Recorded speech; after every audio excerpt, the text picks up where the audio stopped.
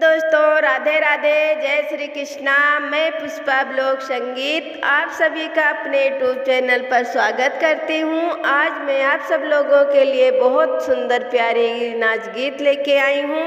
मेरी ये गीत आप सबको कैसी लगती है प्लीज़ कमेंट में ज़रूर बताना। अगर आप सब लोग मेरे चैनल पर नए हैं तो प्लीज़ लाइक शेयर सब्सक्राइब जरूर कर देना। दोस्तों अपना लाड प्यार दुलार आशीर्वाद जरूर देना।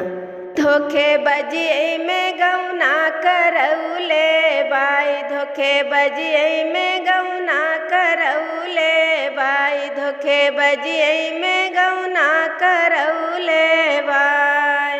नैहर में सुनत रहो पिया घरे नलबाई, नैहर में सुनत रहो पिया घरे नलबाई। गए पै कुइया झकौले बाई, धोखे बजिए में गौना करौले बाई, धोखे बजिए में गौना करौले बाई। नैहर में सुनत रहो पिया घरे बेडबाई, नैहर में सुनत रहो पिया घरे बेडबाई।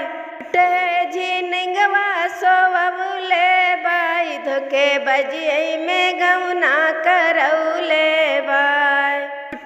झिनगवा सोवले बाई, धोखे बजिए में गौना करौले बाई, धोखे बजिए में गौना करौले बाई। नैहर में सुनत रहो पिया पहलवान बाई, नैहर में सुनत रहो पिया पहलवान बाई।